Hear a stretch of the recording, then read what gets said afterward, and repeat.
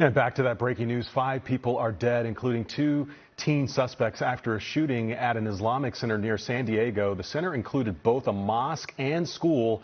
Both say, or police say, I should say, both suspects ages 17 and 19 died from self-inflicted gunshot wounds. Joining us now is Ahmet Akalioğlu with the Council on American Islamic Relations Executive Director. Thank you so much for joining us. Thank you. Good evening. So let's talk about what happened today. What went through your mind when you saw the images, children being ushered out of that building? What went through your mind? Yeah, I mean, houses of worship, schools should be places of safety, places of reflection, places of prayer, and seeing those scenes were definitely shocking for myself, for our community members at large. I just imagined, like, what would I do if my kid was in that school? I actually happen to know the imam of the mosque. I was meeting with him early last year, and just, thought to his safety, Imam Taha, and the community. So unnerving. Local police say, though it's early, they're looking at this as a hate crime. And we have a significant Muslim population here in Philadelphia with a number of mosques and Islamic centers. Does this change how you will operate? Absolutely. I mean, our communities are unfortunately all too familiar with this kind of hate, and we are navigating a rather difficult atmosphere. There is dehumanization, there is Islamophobia, unfortunately coming even from the halls of the Congress. But definitely an incident like this intensifies that, and our community leaders we have been in touch with. We've sent mosque safety precautions as a reminder to our community leaders, and I think everyone is both watching the news with anxiety, trying to learn more about the motive and everything else, while at the same time taking initial steps. It's reassuring to know that the local law enforcement agencies, Philadelphia Police and other agencies are increasing patrols and have been checking in on our communities. But at the same time, a shock like this just hits really close to home. And we are showing the images again of those children in line. It just breaks your heart. NBC News is now reporting that anti-Islamic writings were found in the suspect's vehicle, according to a source that spoke to them. A 17-year-old and a 19-year-old are the suspects here. What needs to happen to transform hearts and minds of young people apparently being radicalized? I think the solution here is for us as a community, as a larger community, to continue to stand together, to continue to build bridges, to continue to talk to one another, and to continue to put forward the fact that, majority of our communities are peaceful individuals and ones that even when they disagree, they are able to speak to one another.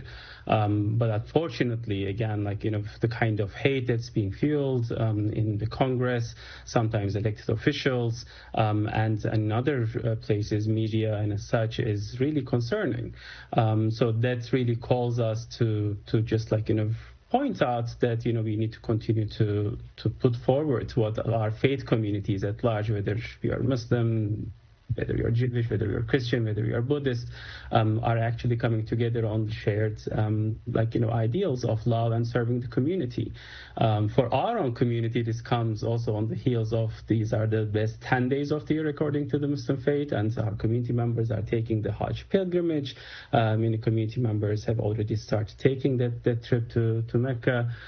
So it comes at a difficult time, also at the same time, a time where we put forward the values of sacrifice, the values of peace, and the values of love as well within our own community. So I think there will always be individuals that unfortunately get derailed, that unfortunately buy into the discourse of hate, whereas we need to continue to speak even louder as the majority of the community that continues to build with one another, continues to serve together, shoulder to shoulder.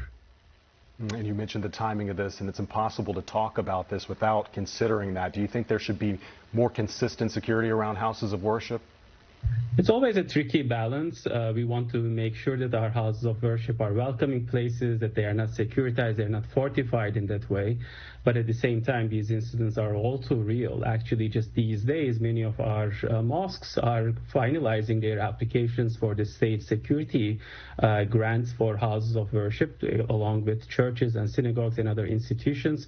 I'd be remiss if I wouldn't mention that while we are very thankful for the first responders at the federal level, at the local level, the federal government, unfortunately, this year, for the first time, put a lot of roadblocks for houses of faith to apply to the federal security grant assistance.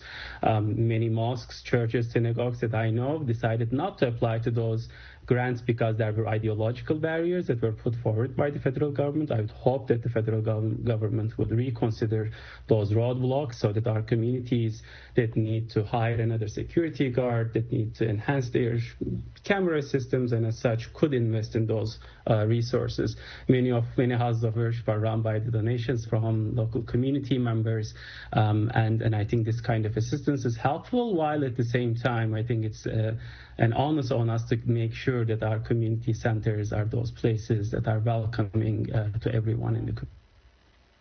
Mr. Arkelioglu, thank you so much for joining us, and we're thinking about your community as you grapple with what happened today in California. Thank you. Appreciate you and everyone's prayers. Thank you.